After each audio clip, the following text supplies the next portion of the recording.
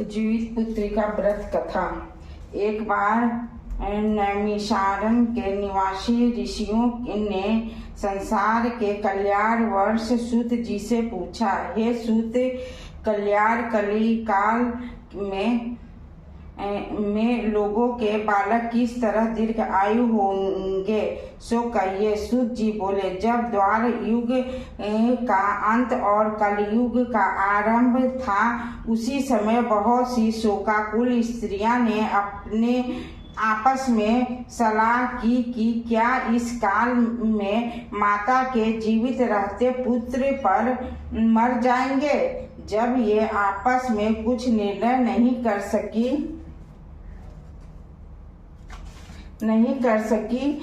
तब गौतम जी के पास पूछने के लिए गई। जब उसके पास पहुंची तो उस समय गौतम जी आनंद के साथ बैठे थे। उनके सामने जा करके उन्होंने मस्तक झुका करके प्रणाम किया। दंतर स्त्रियां ने पूछा, हे प्रभु, इस कलयुग के लोगों के पुत्र किस तरह जीवित रहेंगे, इसके लिए कोई व्रत या तप हो तो कृपा करके बताइए। इस तरह उसकी बात सुन करके गौतम जी बोले, आपस में मैं वही बात बताऊंगा जो मैंने पहले से सुन रखा है। गौतम जी ने कहा, जब महाभारत युद्ध का अंत हो गया और द्रौपदी अश्वत्थामा के द्वारा अपने बेटों को मरा देख करके सब पांडव बड़े दुखी हुए, तो पुत्र के शोक से व्याकुल होकर के द्रौपदी अपने सखियों के साथ ब्राह्मण श्रेष्ठ धर्म के पास गई और उसके धौम्य से कहा, हे विप्रेंद्र, कौन सा उपाय करने से बच्चे का दीर्घ आयु हो सकते हैं, यह आप कृपा करके ठीक ठीक कहिए। धौम्य बोले, सतयुग में सत्य वचन बोलने वाला, सत्याचरण करने वाला समदर्शी जिमुतवाहन नामक एक राजा था। एक बार वह अपने स्त्री के साथ अपने ससुराल गया और वहीं रहने लगा। एक दिन आधी रात के समय पुत्र के शोक से व्याकुल कोई स्त्री रोने लगी, क्योंकि वह अपने बेटे के दर्शन से निराश हो चुकी थी। उसका पुत्र मर चुका था। वह रोती हुई कहती, हाय, मुझ बूढ़ी माता के सामने मेरा बेटा मरा जा रहा है। उसका रुदन सुन करके राजा जिमुतवाहन का तो मानो हृदय दीर्घन हो गया। वह सत्यकाल उस स्त्री के पास गए और उससे पूछा, तुम्हारा बेटा कैसे मरा है। बूढ़ी ने कहा, गरुड़ प्रतिदिन आकर के गांव के लड़कों को खा जाता है। इस पर उस दयालु राजा ने कहा, माता, अब तुम रो मत, आनंद से बैठो, मैं तुम्हारे बच्चे को बचाने का यत्न करता हूँ। ऐसा करके राजा उस स्थान पर गया जहाँ गरुड़ आकर के प्रतिदिन मांस खाया करता था। उसी समय गरुड़ भी उस पर टूट पड़ा और मांस खाने लगा। जब पर गया जहाँ गरुड़ आकर के प्रतिदिन मांस खाया करता था, उसी समय गरुड़ भी उस पर टूट पड़ा और मांस खाने लगा। जब अतिशत तेजस्वी गरुड़ ने राजा का बायां अंग खा गया, तो झटपट राजा ने अपने दाहिने अंग फेर कर गरुड़ के सामने कर दिया। यह देख करके गरुड़ ने कहा, तुम कोई देवता हो? कौन हो तुम? मनुष्य तो नहीं जान पड़ते। अच्छा, अपना जन्म और कुल बताओ। पीड़ा से व्याकुल मन वाले राजा ने कहा, हे पक्षीराज, इस तरह के प्रश्न करना व्यर्थ है।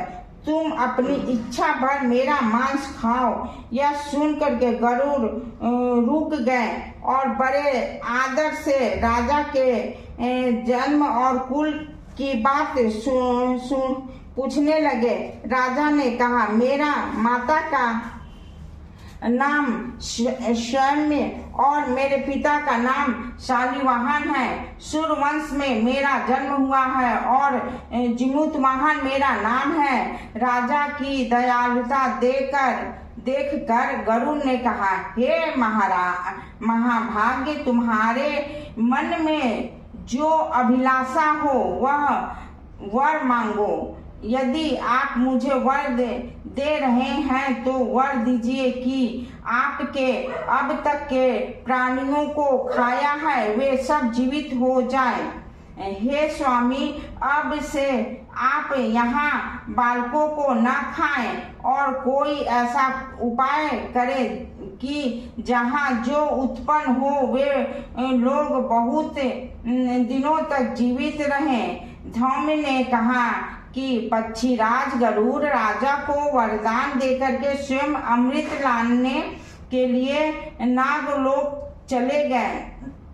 वहां से अमृत लाकर उन्होंने उन मरे मनुष्यों की हड्डियों पर बरसाया। ऐसा करने से सब लोग जीवित हो गए जिनको कि पहले गरुड़ ने खाया था। राजा के त्याग और गरुड़ की कृपा से वहां वालों का बहुत कष्ट दूर हो गया। उस समय राजा के शरीर की शोभा दूनी हो गई थी। राजा की दयालुता देखकर गरुड़ ने फिर से कहा, मैं संसार के कल्याण से एक और वरदान दूंगा और आश्विन कृष्ण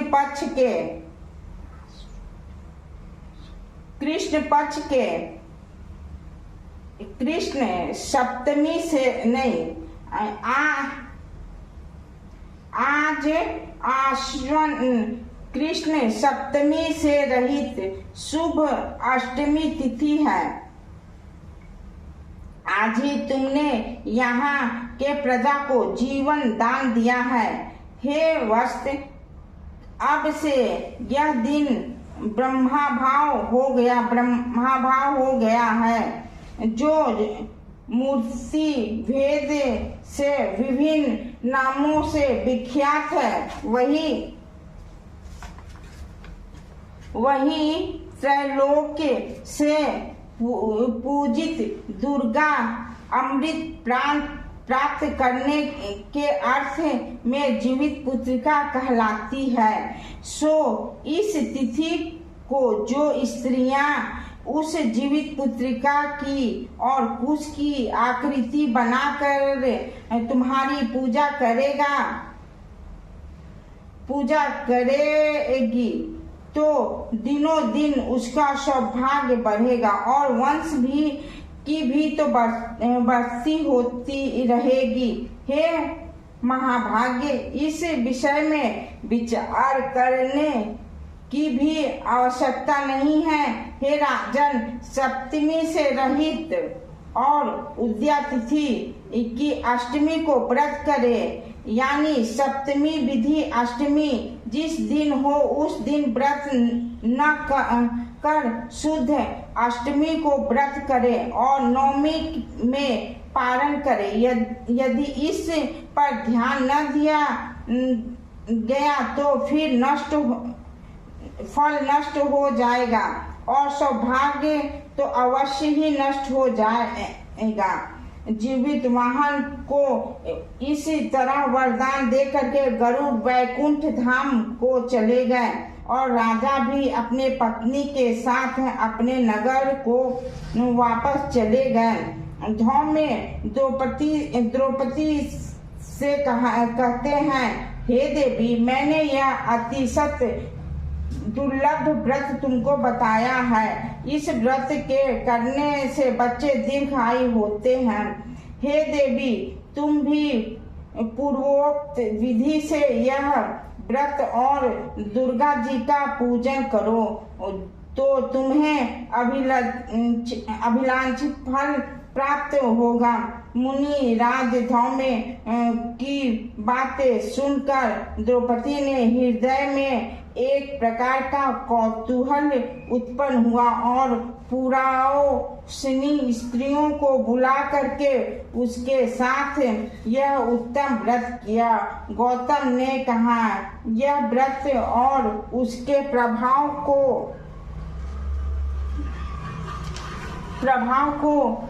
किसी एक चिल्ली ने सुन लिया और वो अपनी सखी सियारनी को बताया।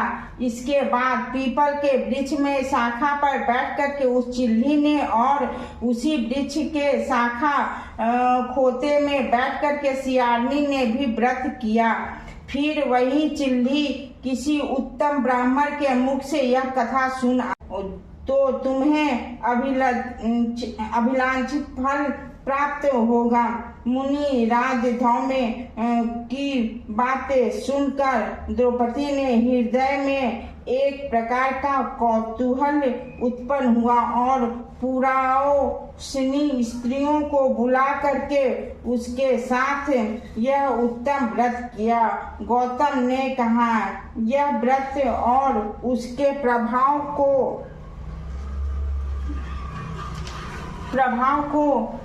किसी एक चिल्ली ने सुन लिया और वो अपनी सखी सियारनी को बताया। इसके बाद पीपल के वृक्ष में शाखा पर बैठ करके उस चिल्ली ने और उसी वृक्ष के शाखा खोते में बैठ करके सियारनी ने भी व्रत किया। फिर वही चिल्ली किसी उत्तम ब्राह्मण के मुख से यह कथा सुन आई और पीपल के खोते में बैठी हुई अपनी सखी को सुनाया। सियारनी ने आधी कथा सुनी थी कि उसे भूख लग गई और वह उसी समय 100 से भरे हुए शमशान में चली गई। वहां उसे इच्छा भर मांस का भोजन किया और चिल्ली बिना कुछ खाए पिए रह गई और सवेरा हो गया। सवेरे वह गौशाले में गई और वहां गौ का दूध पिया। इस तरह नवमी को उसने पारण किया। कुछ दिनों बाद वे दोनों मर गई और अयोध्या के किसी धनी व्यापारी के घर में जन्मी। इस संयोग से उस दोनों का जन्म एक ही घर में हुआ। उसमें सियारनी ज्येष्ठ और सियारनी छोटी, वे दोनों सभी शुभ लक्षणों से युक्त थी। इसीलिए बड़ी लड़की काशी राज्य के और छोटे उनके मंत्री के साथ व्यापन अग्नि के सामने विधि पूर्वक व्याह गई। पूर्व जन्म के कर्म फल से वह मृगयनी रानी हुई। जिस किसी भी संतान को उत्पन्न करती वह मर जाती थी और पूर्व जन्म की बातों को स्मरण करने वाली मंत्री की पत्नी ने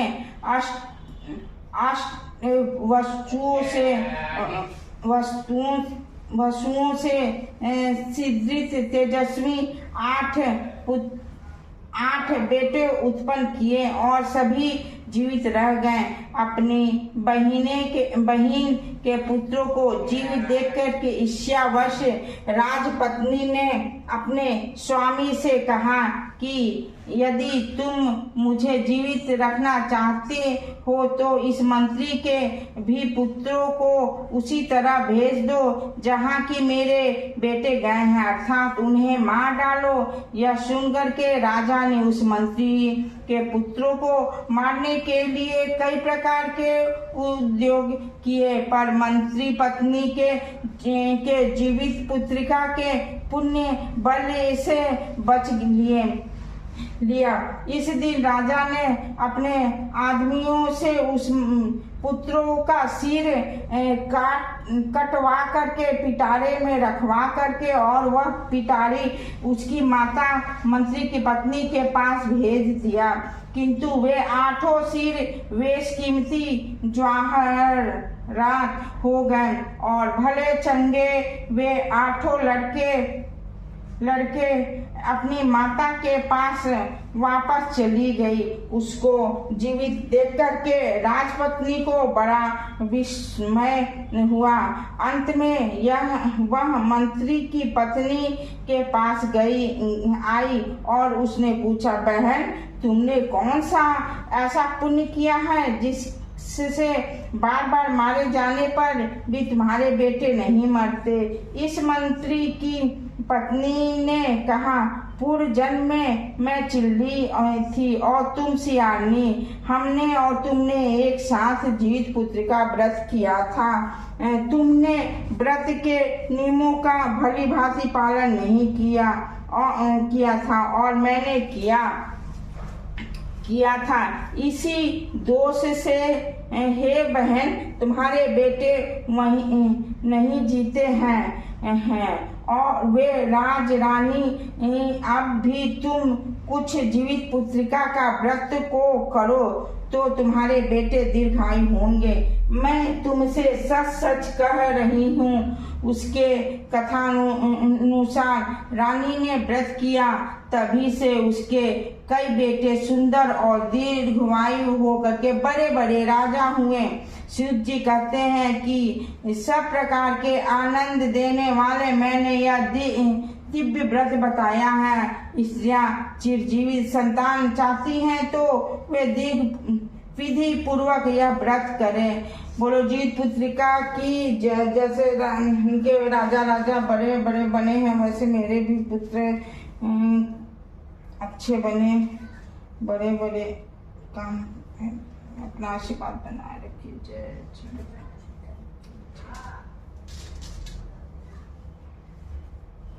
आशीर्वाद।